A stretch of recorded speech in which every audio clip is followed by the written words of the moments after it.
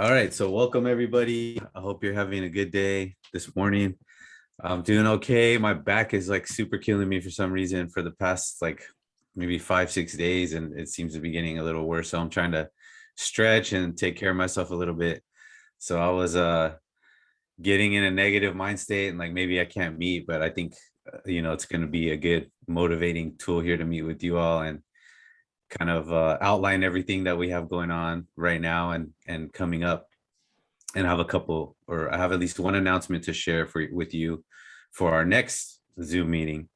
But again, welcome to the class. This is our fifth Zoom meeting, and some of you may have seen the weekend announcement I made, and I was just out and about. That's one of the things I'm working on. I'm in a teaching academy here at Southwestern College, and it's to promote equity in the classroom. And there's a couple different ways that we try to reach, our students and create a community here in our classroom. And so I figured that was one good way just to be out and about and, you know, kind of tap in with you all and check in and see how everything's going.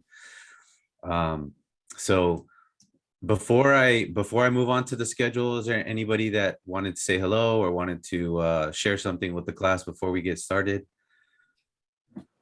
And you're going to have a chance, if not right now, you're going to have a chance in just a few moments to meet with some of your colleagues. So I'll talk about that in just a second. But just anything to begin the class today that anybody wants to share, either with the class or in chat. Feel free to unmute yourself or to share. I'll take a moment and pause and sip my coffee real quick while you contemplate all that. Sorry, that might have been kind of a loud gulp. All right, so today's schedule, the first thing we're gonna do two breakout rooms today, and one of them you already were familiar with, which was the questions from the reading this week. And we talked about that last week, and I sent that out. You all should have received that.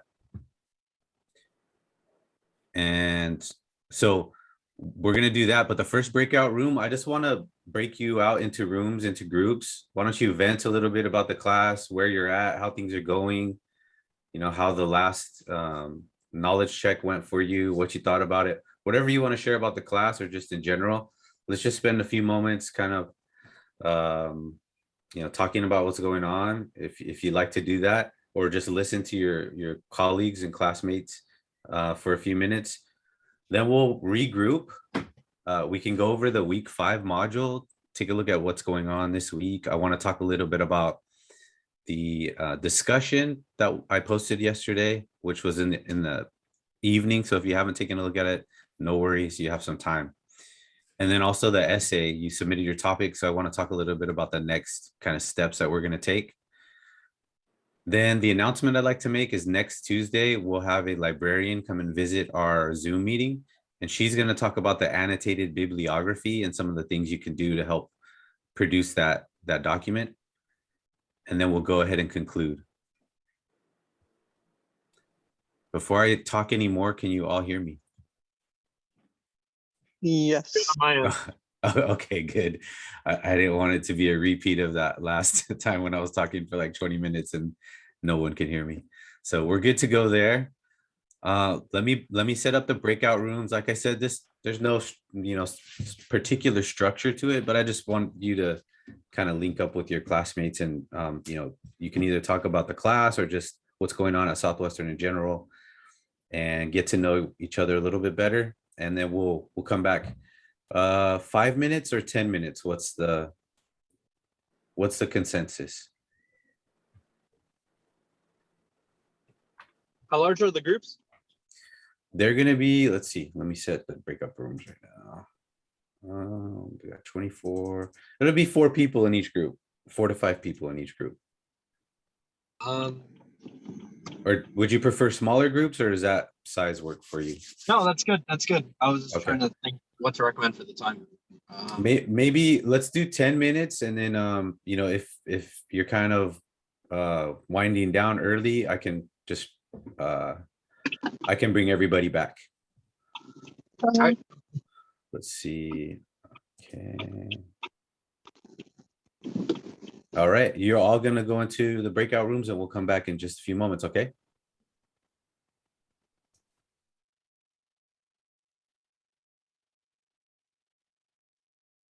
the first breakout room session was just to kind of like vent a little bit and talk about the class and the tests and talk to your colleagues. So there's like a minute left. Do you want me to assign you to a breakout room, or do you want to just wait? I'll just wait. It's fine. Thank you, though. Okay. Yeah, and then I'll just go over the. Let me show you the schedule for today. Sounds good. Thank you. Let's see. Okay, yeah. So we did the breakout room, the little venting session we were calling it, and then we are going to look at the week 5 module, and then we're going to do the second breakout room, which was the critical thinking questions that we talked about last week.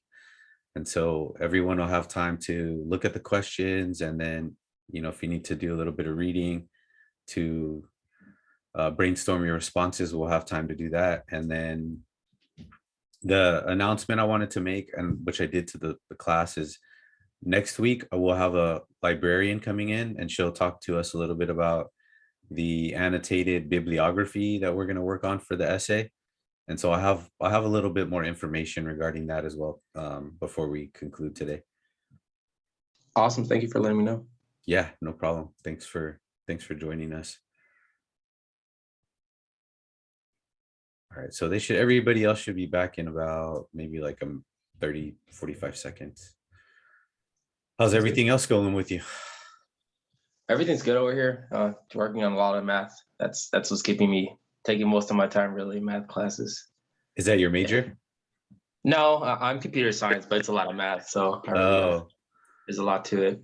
Oh, nice. I think that's a cool major. I really like computer science. I don't know much about it, but I want to learn more myself, because I'm trying to learn more about how technology is used in education. So there's kind of the tools, like everyday tools that we use that are pretty easy, but then like to write or create something, you have to have that computer science background. So that's pretty cool. There's so much you can learn, and there's so many ways you can make your life easier if you know what you're doing. So I don't know. I've always been interested in computers. So nice. I've worked with computers before too, so I know a little bit already. That's good. You got a little heads up. Where are you going to be hoping to transfer to? I'm trying to transfer to USD if I can get in, nice. And after that, maybe just UCSD. Nice. Well, good luck. I think you're going to do well. Appreciate it. All right, everybody should be joining us in just a second. Let's see. There we go. All right, welcome back, everyone. That was nice. I liked it. I'm glad you liked it. What did everybody think? Was that enough time? Is that something we should do a little bit, like, you know, every class or every other class, just to give you that time with your classmates? I'm down for it, and it was enough time. All right, perfect. I think everybody, let's see. Let me see if I got everybody back. Yeah, it looks like everybody's back. Well, welcome back. Thank you all for spending that time to discuss either, you know, what's going on in our class, or just in general, what's going on with you all. Before we move on to the week 5 module, any comments, any questions? And hopefully I'll probably be answering some of your questions for the week 5 module as well.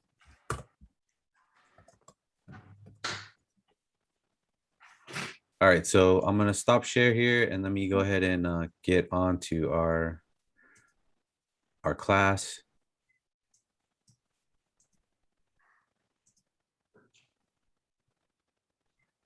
I messaged you all, I think it was on Sunday night, saying I was going to get the module up yesterday in the afternoon, and it was a little later in the afternoon, probably more like the evening, but the week 5 module is up. So let's take a look at that and see where we're at right now in the class.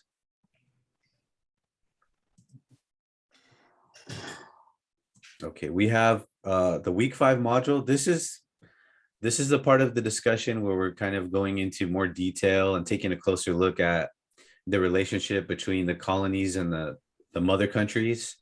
More specifically, our focus is on the British relationship between Britain proper and the colonists. And this is where we begin to draw out the distinction between the patriots and the loyalists. And I think just in a very general sense, this part of American history is really important because these are the arguments about this notion of liberty, of freedom, of being a patriot or patriotic, loyalty, etc. This is where these distinctions are drawn from. And the way that we as Americans or as people interpret this history determines our perspective on a lot of things that are going on right now. Especially we've heard with the election of President Trump and everything that's happened since then, these questions about being a patriot, being loyal to the country. Some of the other arguments are putting the country first, country over party. The well-being of the country is more important than the Democratic Party or the Republican Party. So in my view, as I read this, I try to make some of those connections in understanding this earlier era and what's going on right now. And more generally, we just want to get a snapshot of what the major developments are that are taking place that are contributing to this growing interest for American independence, right? So week 5, we'll be taking a look at that. We're going to look at how the growth of British control influenced the growing and unique American identity. We'll take a look at the major acts that are passed at this time: the Stamp Act, the Townshend Acts, the Tea and Coercive Acts, excuse me. We'll identify the ways in which colonial protests influenced the creation of the First Continental Congress and these early inceptions of what we would know today as our American government. What were the early precursors that led to the creation of these bodies of legislation and power? And then we're going to analyze a primary source from this period. So you've already taken a look at some primary sources, right? You had in your previous discussion, you were asked to select a primary source and you were asked to work within your group.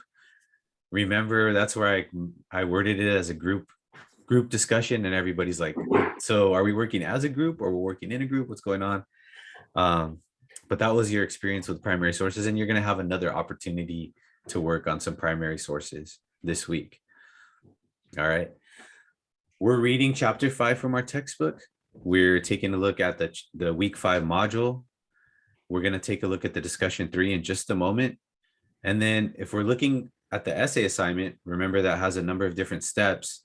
The next step is the annotated bibliography. So I'll have some updates about that for you regarding due dates. We're probably going to have to move it back a little bit, and I'll explain why in just a moment. But yeah, that's kind of what we have going on for this week.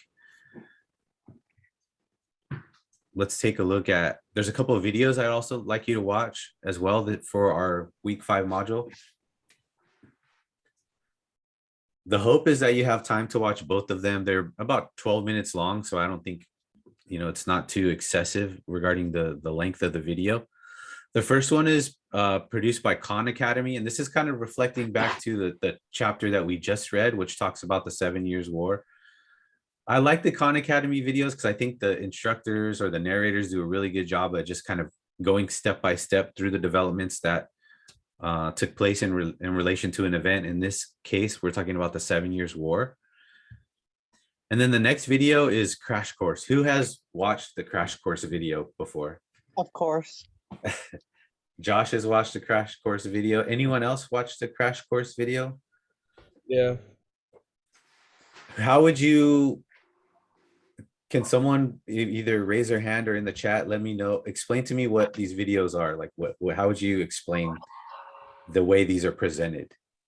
They teach history with like cute drawings, with easy drawings to make it easier to understand. Like they like simplify it like super down. Like So they're explaining in a accessible way, and they're using media to help tell the story. How would you say the pace of the videos is?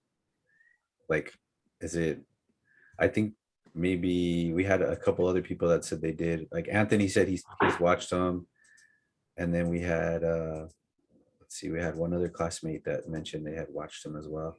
I think Jake mentioned that he had watched them as well.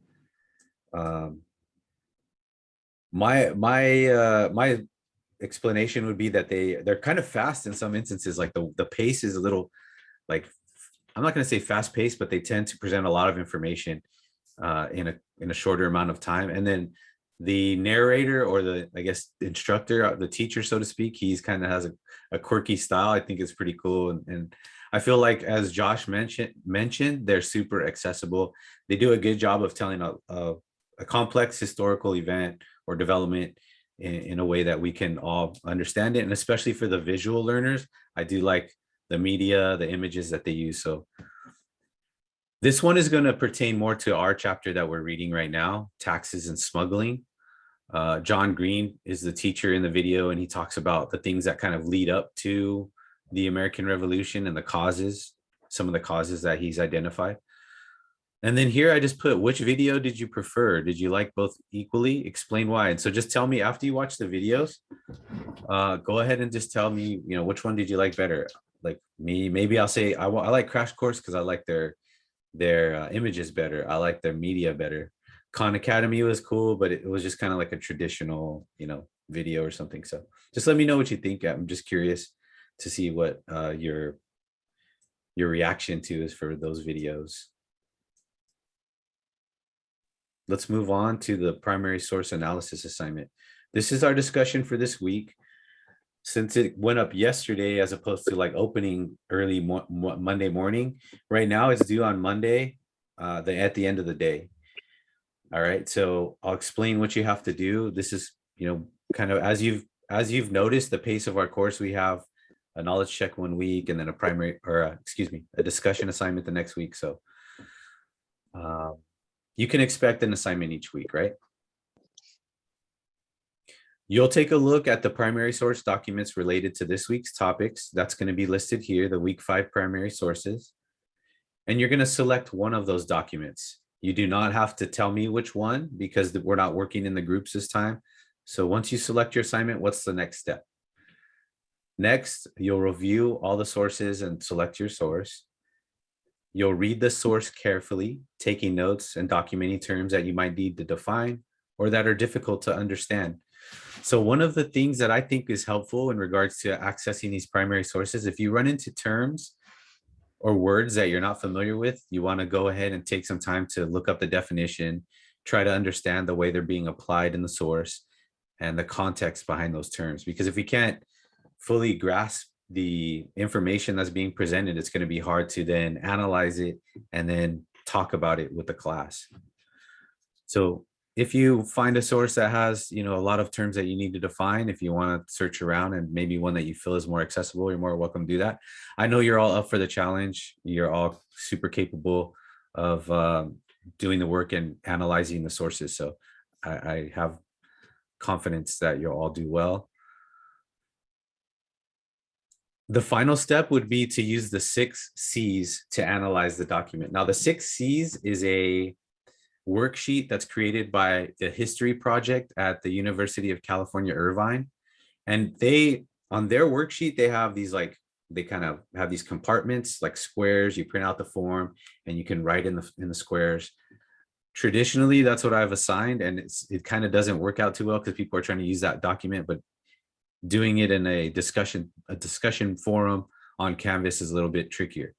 So what I'd like you to do is, once you're ready to start the assignment, go ahead and just copy and paste this into your document. Press reply.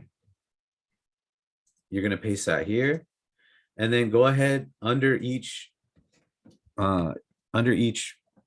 sentence, explain or answer the question. So I see a document written by Phyllis Wheatley. I mean, just as an example, and then you're going to explain what the first part is just describe in detail what you see. All of the sources for this week are text-based, so they're written, they're not pictures. So you're not going to be able to analyze it similar to how we did last Zoom meeting with the paintings. But what you can do is just kind of summarize and tell me what the sources are about. Citation. How do we look up these? I'll show you the link is in our module, but we'll visit those sources after. I just wanted to talk a little bit about the questions, and then we'll take a look at the sources. Okay. So when was this created? You're going to want to tell me the author and the date of the creation of this source. What was going on in the world, the country, the region, or the locality when this was created, right? Can you link the primary source to other things that you already know or have learned about? Do you see that there's a point of view or bias in the source? Is it reliable? Let's talk a little bit about the point of view or bias. What does the term bias mean? Like, what do you think that is referencing in this question? Can someone share their idea of, or understanding of what bias is with the class? I would like to go. I think bias is like your perception on it, like what you think it is. Like an example is like, let's say TV show. My bias is that like I think it's funny, but your bias can be something completely different from. Yeah, I think that's like getting to the notion of bias. It's different views for sure, right? It's different views on something. It can be, Anthony said it's an opinion. Josh said it would be like your preference or what you like better. Jessica mentioned that it could be prejudice, your prejudice against something, right? So those are all good examples of thinking about the term bias, relating to the term bias. Oh wait, I Does- think I found a good example. Go ahead, Josh. Correct me if I'm wrong, but it's like I think a bias is like, let's say a guy falls, you don't help him, but then a girl falls and you help her instead of the guy. I think you have a bias towards the guy. Like, I think that's a good example. Yeah, I mean, depending on what the reasons for why the person or the guy only helped the guy and didn't help the girl, we could say there's some kind of bias there, right? There might be some particular reason why that person feels that way. So if we're thinking about those examples, we heard preference, we heard opinion, we heard prejudice, we heard the last example was like going back to the preference, right? I prefer to help this person but not help that person. In a historical document, why might it be important to understand bias or identify bias?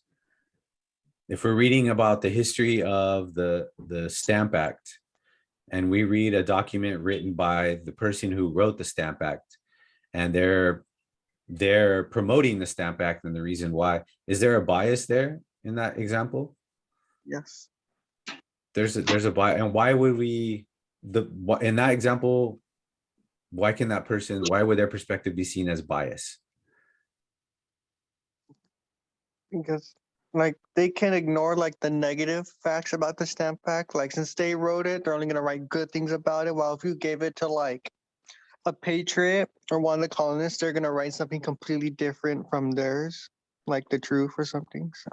Yeah, I think that's a great example or a great explanation, right? Is that they're too close to the issue at hand. They're the ones who actually authored the Stamp Act, right? They're the ones who authored the Stamp Act. Now they're writing in a positive manner. There's no criticism held at all. It's almost like one of the terms that's used in our history courses is blinders. Like you're putting on your blinders. You can only see that the positive, you don't see the negative, or you're putting on rose. If you ever heard the expression rose-colored glasses, that's kind of similar to that notion.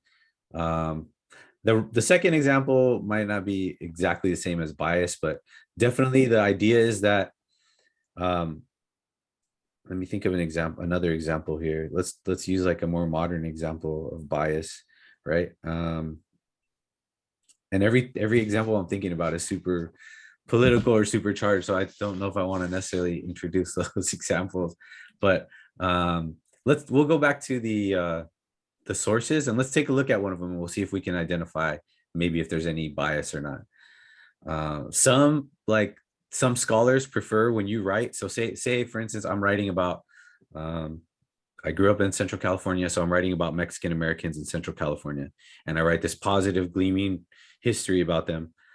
Some people prefer right off the bat that you establish your bias to say, look, I'm from this place, I am one of these persons, therefore I'm going to write about this, and generally I'm not going to have a negative viewpoint. There are issues with that approach, but generally speaking, with the bias question, we're just trying to identify where that person's coming from. I think that's a good start. Like where are they coming from and how is that connected to what they're writing about? And then conclusion, how does this primary source contribute to our understanding of history? That one's a hard one, I think. I noticed that when I use this assignment, that one's kind of a hard question. So I'm curious to see if you can make any conclusions about it, or what you draw out from that for that question. So if you're stumped by that one, even myself sometimes with these sources, don't worry at all. Just try to see if you can establish some final thoughts on the source. Okay, so these are going to be the sources for this week. We have 1, 2, 3, 4. Excuse me, 1, 2, 3, 4, 5. We have 5 sources. Let's go to the student view to make sure you all can view it, because there's been some access issues in the past. So this is the view that you all see. That when it turns purple like that on my screen, that means I'm in your view. So what you'll do is you'll click on this little arrow here.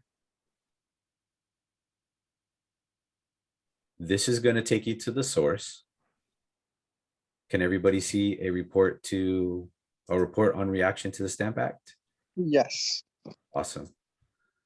And then, so here at the top, this is going to be a kind of summarization of the source. This is going to be helpful for you to understand what the context and details of the source are. And then the second is an excerpt. So this one's pretty short. If you choose to do this one might be a little difficult. You're probably gonna have to draw a little bit out from the textbook.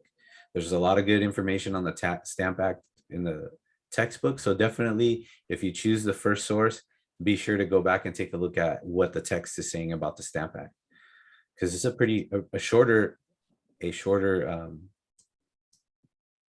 source, right?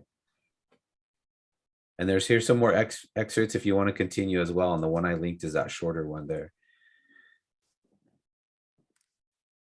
This is another useful source. This is by Phyllis Wheatley. And this talks a little bit about her background. And she has a super interesting history.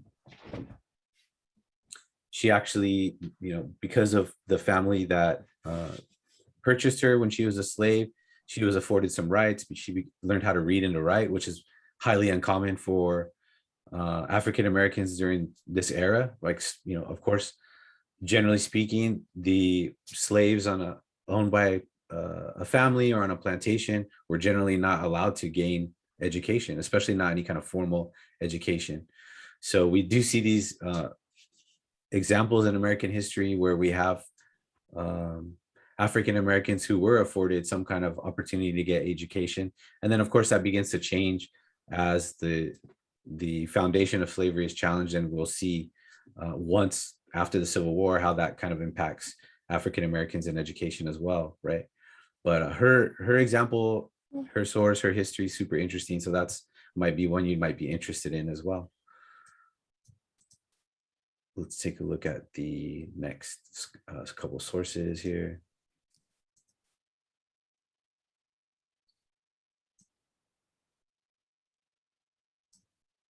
So these are 2 letters written by a farmer in Pennsylvania in 1767. And this is kind of proclaiming some viewpoints to the rest of the colonists and some of the details about their life and their views on what's going on at the time. So this gives us an inside look at what's happening during this era in American history. I'm going to skip to the last one, which is Benjamin Franklin. In this chapter, we read about the Paxton Boys and Pontiac's War.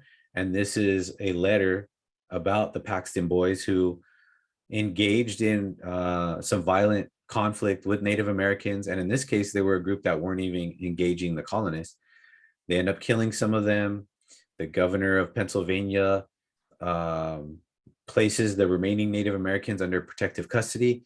The Paxton Boys, this kind of vigilante group, goes to where they're held, takes them out of the building, and kills the remaining group in a pretty violent manner. And so this is Benjamin Franklin's reaction to that, him talking about what happened during that incident. So there was some outrage in relation to this particular incident with the Paxton Boys and earlier the Pontiac's War.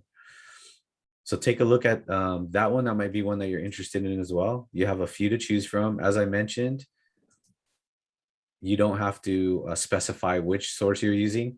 There's going to be overlap where some class members are going to cover the same source, and that's totally fine. All right.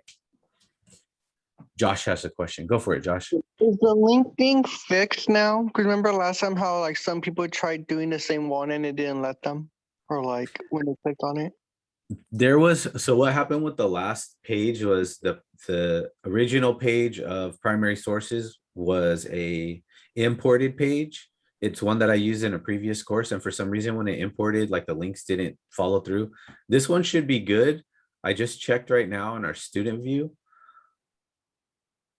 So once you press this arrow, it's taking, I'm able to see all the primary sources from the student view. If you have any trouble though, please message me and then we'll see what the issue is.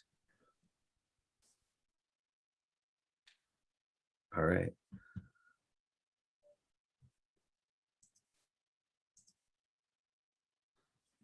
All right, so let's go ahead and we just reviewed the week 5 module. Let's take a little break, and then when we come back, we'll go into the breakout rooms for the questions. Do you want to, oh no, let's use the time right now that you have, take a break. Let's regroup at 11:05. Okay. Let's regroup at Mr. Luna, I have a question. You got my accommodations, right? yeah, you know what? Let's meet after class just for a couple minutes. I just want to talk to you about the accommodations. Okay. Is that okay?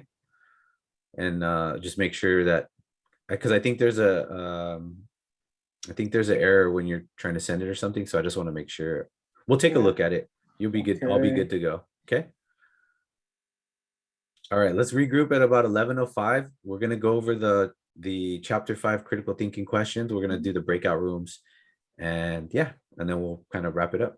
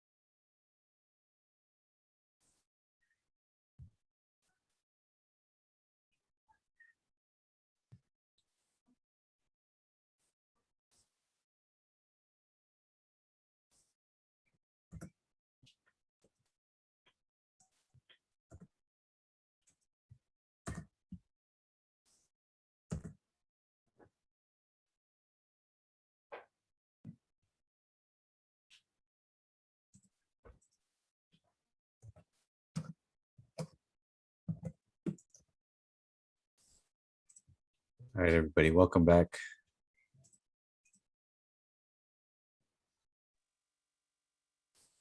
Why does it keep doing that? Okay. Welcome back from the break. We're going to go ahead and break out into the breakout rooms for the chapter 5 questions. And what I'd like you to do is I'll assign you the question. Group 1 will have question. Let's take a look at the questions first.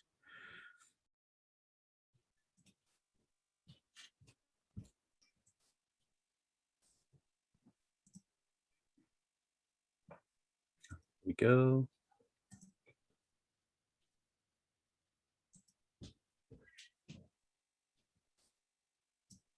All right, so we have 1, 2, 3, 4. We have 5 questions from the chapter. These are the chapter 5 critical thinking questions. Question number 14 was reconciliation between American colonies and Great Britain possible in 1774. Why or why not? And that'll be for breakout room number 1. All right, so what I'll do is I'll send you the questions, or I'll send you this link and you can come back to this link and check out the questions if you'd like to do that as well. Let me make sure everybody can access it.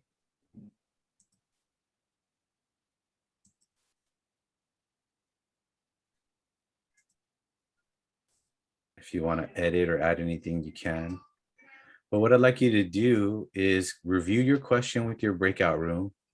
If you all need some time to read and take a look at the chapter, that's fine. Let's take like, the first 5-7 minutes or so to do that. If, a couple minutes longer if need be. And then use the remaining time to brainstorm some responses to the question, some different reasons as to, like, for instance, question number 14, why or why not?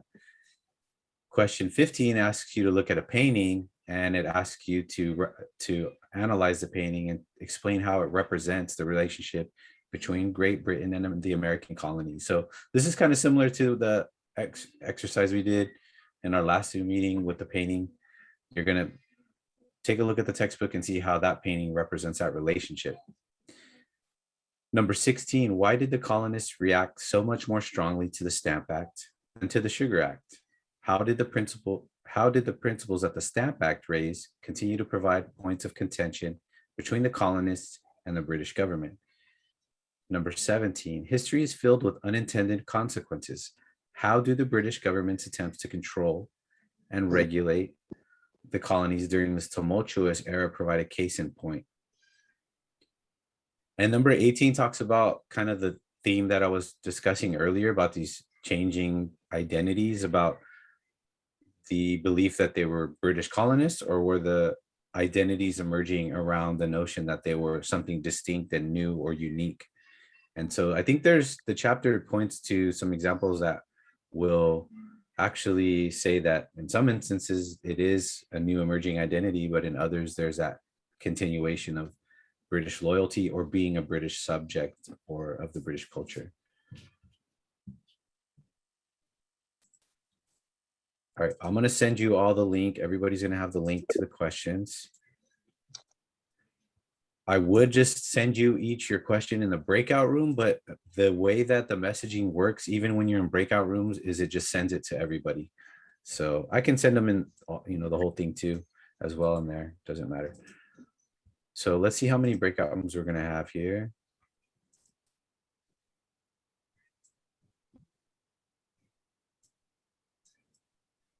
And we have, let's see.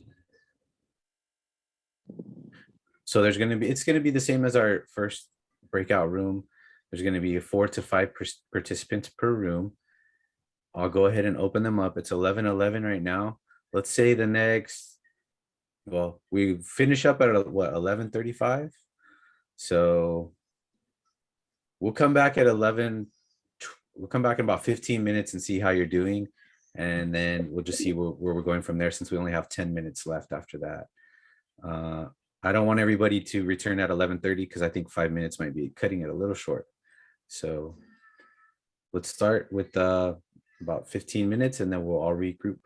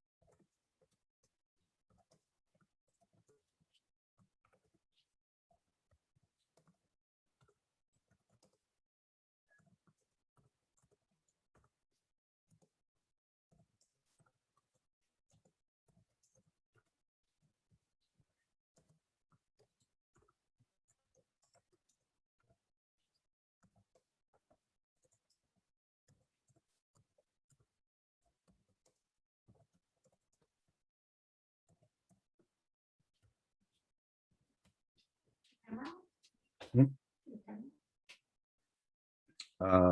in breakout rooms right now. Go for it. Hi, Joel.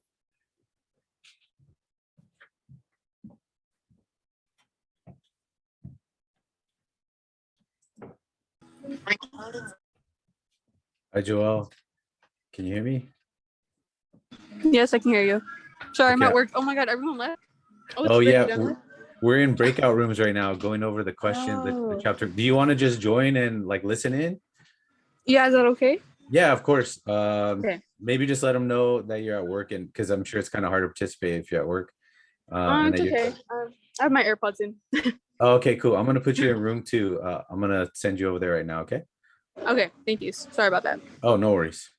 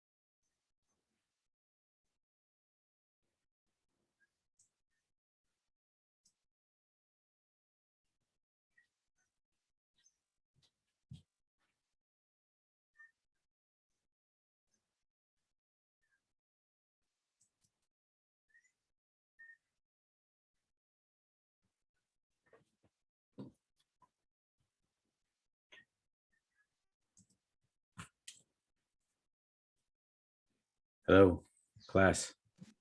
Hmm.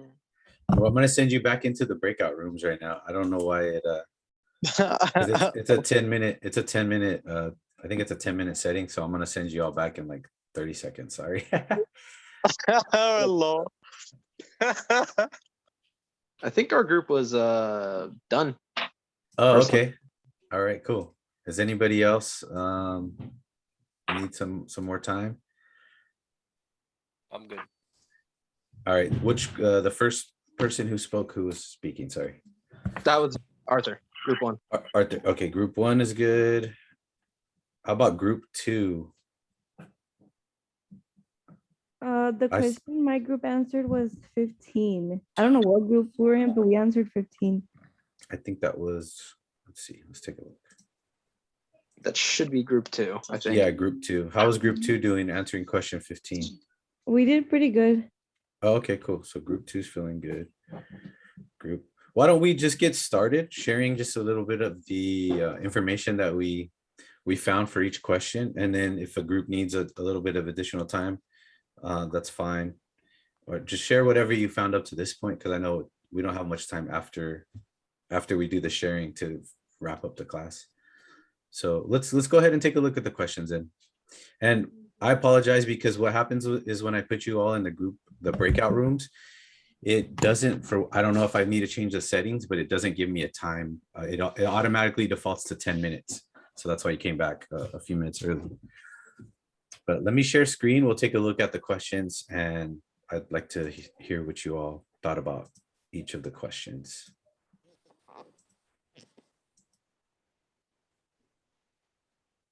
Okay, so I have the list here of the rooms. Room 1, we had Arthur, Charlie, Elliot, Grezia, and Josh.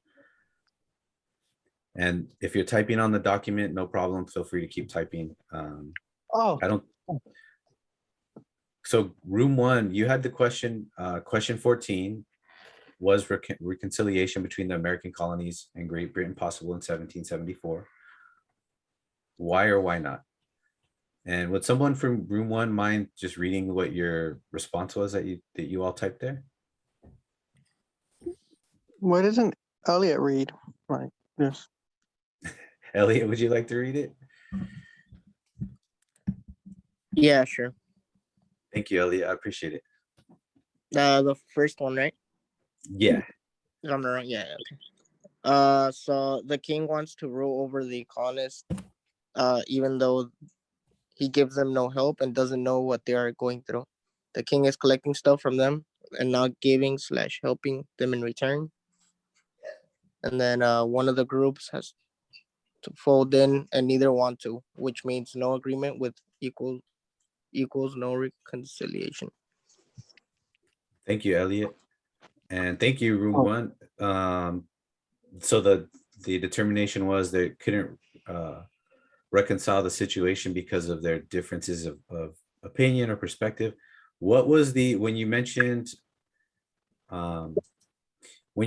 that okay, so the king wants to roll over the colonists even though he gives them no help? What do you remember any examples of like the complaints from the colonists, or what was the no help part of that response? What help was the king or the mother country not providing to the colonists? Oh, well, he was basic. Oh, yeah, you go. Oh, go ahead, Josh. No. Basically, he was taxing them, like, and they didn't like the taxing, and then he would make like dumb tax like on them too, and then he didn't like agree with them at all without like maybe sending troops or sending. Like he was basically taking from them without giving back, so no equal exchange. I can't really explain it. Examples that are coming to mind are the colonists needed a lot of help fighting off natives and other forces to keep the land and make things safe and hospitable, and they weren't providing much in terms of fighters and weapons and aid, money, any of that, without basically charging them for it, and they would have to buy it and figure it out on their own. It was a question of security. It was a question of commerce. You guys, yeah, you provided some great examples. There's this rift growing, and there's another. Let's see if I don't know if we'll probably talk about it a little bit, but the question of representation in parliament as well. What type of representation did the colonists have in parliament as opposed to those back in Britain, and the representation that they had in government is a growing concern. Any final comments from room 1 before we move on? All right, thank you, room 1. Thank you all for your contribution. Room 2, look again at, and that was Diego, Joel, Joshua, Lisbeth, and Savannah. Did you all have a chance to kind of finish up your final thoughts on that question, room two? Yes. Okay, Well, yes, we each gave our own idea. All we each talk about our answers of what we think of the portrait. We saw in there was a bunch of British people forced drinking a bunch of liquor, possibly normal or poison, to an American guy dressed in feathers, and then we see them dumping oil from the ship, either oil or waste, into the sea, and also over the British people forced drinking the American is a rope that they're going to use to hang him for some unknown crime that he committed. thank you, Joshua. Any, can we hear from one or two other folks from room two, as well as what your thoughts were on the painting and your interpretation?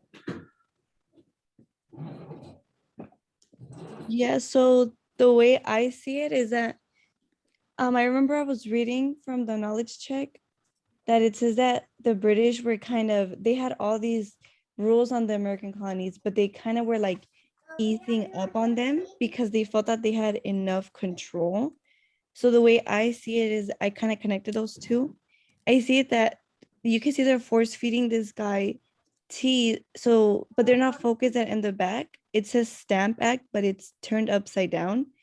And then they're dumping something in the back, which I think it's like tea. I think it's kind of like the Boston tea. So what I see is that they think they have so much control over the Americans, which is that guy. But they don't see that they're actually kind of like planning to go behind their back to like leave them or like overthrow everything.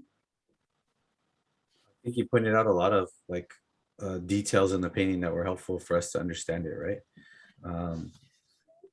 Did anybody else want to add from room two?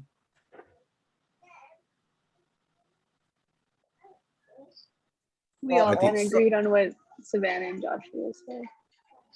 Oh, Joshua, just to add, because I know you mentioned in the chat you thought it was something else, but if you look, it's pretty hard to spot. But if you look at the vessel that's being held by the person with the says red coat, tea. it says tea like very lightly. Then why are they And- force Yeah. drinking it and rope tying him like some sort of animal or creature? Well, let's take a look at the description at the bottom. That gives us a good idea of what's going on as well. So it says the Bostonians paying the excise man, or tarring and feathering, 1774, attributed to Philip Daw, and it's been modified in some way. I'm not sure how. I don't know if it was cropped or what they did, but it depicts the most publicized tarring and feathering incident of the American Revolution. The victim is John Malcolm, a customs official loyal to the British Crown. So what was the job of the customs official? If you think about customs today, like if you cross the border, they ask you, do you have anything to declare, right? Because the notion is that if you're bringing in certain things from another country, either you're prohibited in bringing a certain amount, or there's fees that you might have to pay. As a super random side note, like for instance, if you have like $10,000 in cash and let's say you're bringing $100,000 in cash in the United States, there's certain laws that say you can only bring a certain amount for a number of different reasons, right? So this customs official is basically being berated and has been tarred and feathered and being force fed tea. And as was mentioned, the Stamp Act's upside down. So there's a definite notion of challenging and taking over and just basically foregoing any kind of attempt to control customs in this painting. And I think you all brought out some great examples for each of the paintings. And this was a really interesting question. I'm glad you guys were able to, I'm glad you all were able to draw out some of the details of the painting. I just want to move forward. I'm sorry, because I know we're probably not going to have time to get to all the rooms, or maybe not to talk a lot about each question, but let's take a look at question 3. Why did the colonists react so much more strongly to the Stamp Act than the Sugar Act? How did the principles that the Stamp Act raised continue to provide points of contention between colonists and the British government? Would someone from room 3 mind reading what you all typed?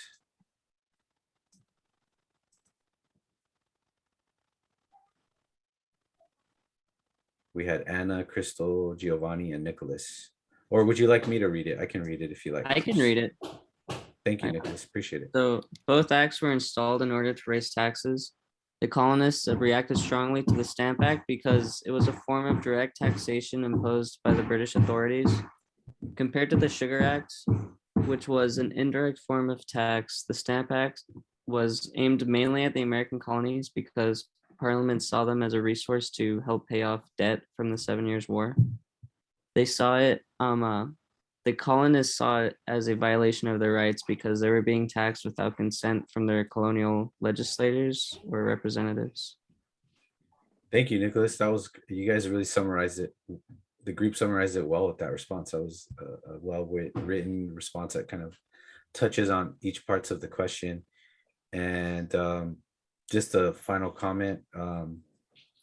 They were being taxed without consent from their colonial legislatures or representatives. So one of the arguments in the crash course video is that the war didn't start because of taxes. It started because of representation and the lack of representation. So they didn't mind paying some taxes, but it had to be in a sense where it was contributed by all people in the British colonies and back in Britain, and that they had a way to either challenge that or to change the law to dismiss that tax. So I think you all had some great ideas there relating to that question. Room 4, history is filled with unintended consequences. How did the British government's attempt to control and regulate the colonies during this tumultuous era provide a case in point? How did the aims of the British measure up against the results of their actions? So I think the theme is pretty much the same. They're trying to get taxed, or they're trying to tax the colonists to get money for the debt that the British Empire was in. And they obviously got angered because there was a lot of taxes put into like the Stamp Act, for example. But later, I think the best example I saw for it was the Townshend Revenue Act, which it didn't put a internal tax on the colonies, but it was an external act that was still only affecting the colonists. So he was trying to, like, I guess, go around a little loophole, I guess, to still tax them, but not be as direct as them, even though they were still getting taxed the same. It didn't really matter. But obviously the colonists got pretty mad at that. That's in the 5.3. Let me read the paragraph just to make it a little bit clearer for everyone. So the Townshend Revenue Act of 1767 replaced duties on various consumer items like paper, paint, lead, tea, and glass. These British goods had to be imported since the colonies did not have the manufacturing base to produce them. Townshend hoped the new duties would not anger the colonists because there were external taxes, not internal ones like the Stamp Act in 1766. And there's a quote after that, Benjamin Franklin, saying that they were not representing any of these taxes. So even though they were not taxing directly, they still got mad because it was still affecting them. They still had to pay for these taxes. Yeah, there's these different mechanisms by which the British Crown is trying to regulate the colonies. I think I don't know if it was from our textbook or one of the videos, but it mentioned that they didn't see the colonies as equals. I think it might have been in our text. They didn't say them as equals, but basically that they were overseeing the colonists, right? They had the power and the authority in this relationship. And up to this point, that was really the case. But with these acts in various different ways, whether external, internal taxing, and other regulations that they establish in the colonies, it creates this growing rift in the relationship between both parties. Thank you, Room 4. Sorry, Room 5. I if you need to leave or whatever the group, you can. I'd love to hear from Room 5 if you have a moment just to share what you all thought about that last question, and then we can wrap up for the day. I could answer the first part, probably why they continue to think of themselves as British subjects. Probably just because they were continuing to be taxed, without fair representation on that, and without really getting anything in return. So they're probably upset. And then what evidence suggests the colonists were beginning to forge a separate collective American identity? They were loyalists, but they were also sons and daughters of liberty who were like leading movements against the British goods and such. So I didn't get to final part of that. How would you explain this shift? Probably because I mean, like everyone was saying before, you know, people were getting taxed without seeing much out of it and having fair representation of those taxes. So they were upset and they wanted to stray from that. Yeah, it really, thank you, Jake, for sharing. Did anybody else from Room 5 want to add anything? Yeah, we just see this, you know, by this point, there have been generations born in the colonies, right? There's new ideas and new lived experiences that don't correlate with Britain in particular. And one of the examples, I think, just as we finalize here, and I don't know if I have it here or not, but let's take a look and see. This list kind of starts to address this notion of the British and American perspectives and identities, right? The first list of un-American activities. So Americans gather, they have this issue with social behavior, public behavior. And so these delegates prohibit horse races, cockfights, theater, and elaborate funerals. And their reason is that they believe they were trying to promote a society in which those things were not part of that society. And they had their particular reasons kind of outlined right here in this section. This is one of the ways in which they're trying to separate themselves, at least that's presented in our text that talks about the separation and removal of these acts that are related to Britain. And also it has to do with the class component as well. I think it talks about the notion, critics had long believed that the theatrical performances drained money from working people as one example. So there's also this class component to it as well. But yeah, as you take a look at chapter 5, keep these questions in mind. I want to thank you all for your contributions, all of the rooms, all the breakout rooms. And if you need to revisit that document, feel free to do so. That is up on Google Drive. I'm going to stop sharing and just wrap up. As a reminder, for next week, we'll have a visitor. So I'll have some more details about the schedule and what time she'll be joining our Zoom class. It might be the entire Zoom meeting. The annotated bibliography, I'll send out an update about today. I have it listed for this week. I don't know where you're at in that process. And I know you probably might even be waiting for some additional feedback regarding your essay topic. So let's put that on hold as far as the due date. What I prefer is to have you have that opportunity to meet with the librarian next week so you can continue working and finish up the annotated bibliography. So let me send out an updated bibliography. I thought we're doing the essay. Yeah, so the annotated bibliography is one of the steps that you're completing in the process of completing your essay. And I talk a little bit about it in the essay prompt, and talk about the reasons, why you're going to create that annotated bibliography, and what you have to do. So going back to the annotated bibliography in the history essay module, we do have some student samples. We have some videos. So let me send out some updates on that to engage where everybody's at.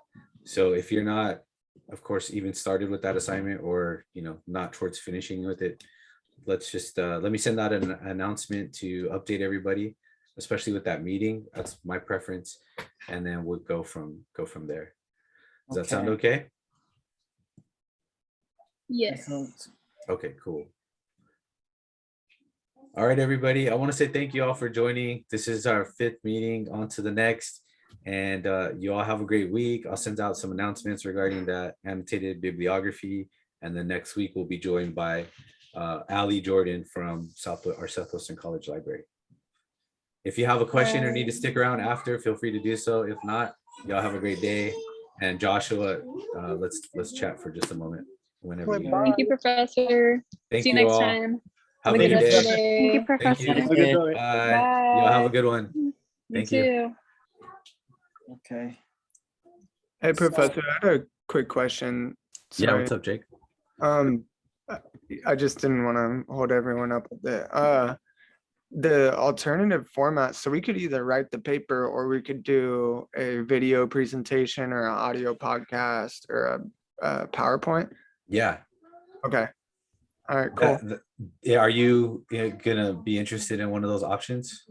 Probably, yeah. Okay. But I don't know. I was looking at I might write the paper, But if one of my teachers assigns a paper at that same time, I'm choose one of the other options so I don't double up on the writing as much, you know. When do you think you would know more or less about whether or not you're gonna have to write that other paper? I'm thinking like by the end of this week easily. Oh, okay. Why don't you, since, I made that announcement with the annotated bibliography, why don't you, by next week, why don't you let me know either at the Zoom meeting or after what you think? Because I did, in the prompt, I did ask the class to let me know by week 5 if that was an option that they want to pursue. But Okay. by next week, week 6 is not a problem either. Okay, I could just pick one. I could just pick one and let you know. That's not a problem. Yeah. And just going on it. Yeah. If like you said, if you didn't want to do the writing, then just keep it in mind for now, and then why don't you just check in with me sometime next week, and then we'll figure it out. Just so that moving forward, I just know who's going to write the paper, and then I know who's doing the alternative format, just to know what to expect for that final part. Okay, and are you checking our topics and responding if it's a topic that you don't want us to cover? Yeah, I'm going through those right now, and that was another reason why I wanted to like give you some flexibility on the annotated bibliography part, that and then the meeting. So I'll take a look at yours. Let me write it down. I'll take a look at your essay topic today, and then I'll send you a message, or I'll just leave some comments on the assignment.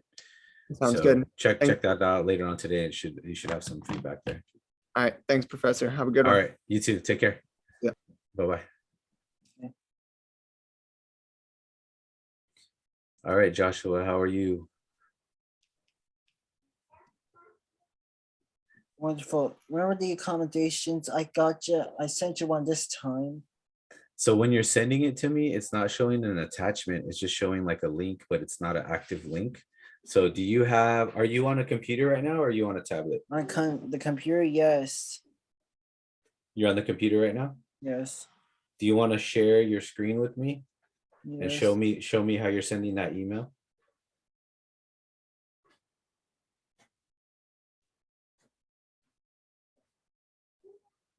Here's the email I sent you with the accommodation. Oh yeah, you know what? So since you're sending it through Gmail, it has to be, it won't do the attachment in Gmail. You have to do it in Canvas.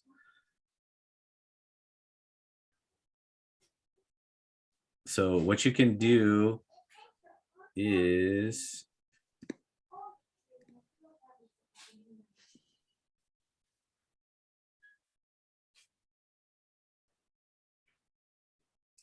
let's see.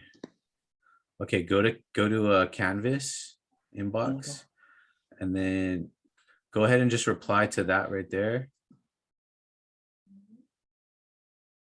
And then attach it using that little, let's see if that'll help let you do it. I tried. Oh. See the little staple at the bottom of the box, right there to the left? Here? No, it's gonna be in the middle box. Yes. Right there. Yeah, that one right there. Click that.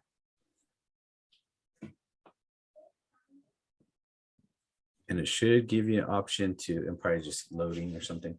It should give you an option to attach it. Let's see. Oh yeah, there we go.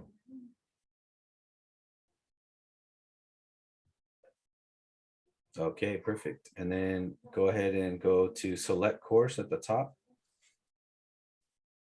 And then select our course. And then type my name. Thank you. There we go, perfect.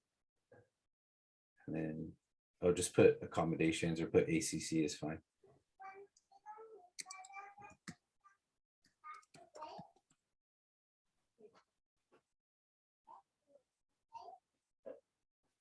Required field. I'll try it one more time.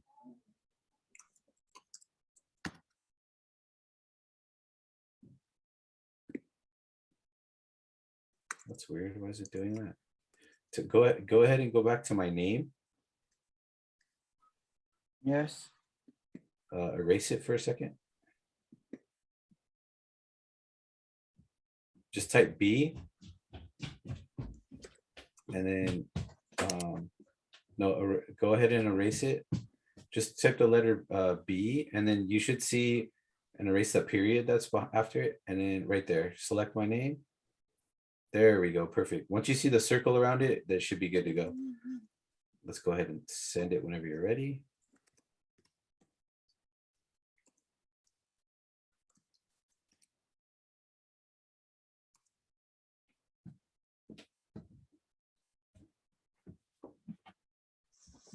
All right, let me make sure I got it on my end.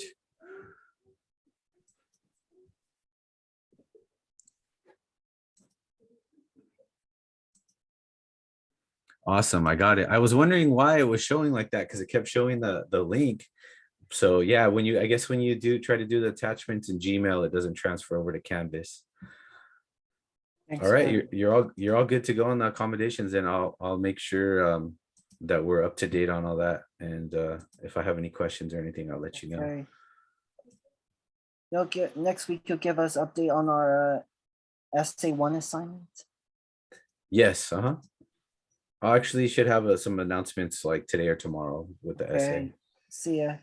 All right, Josh, take care. Thank you. Bye-bye.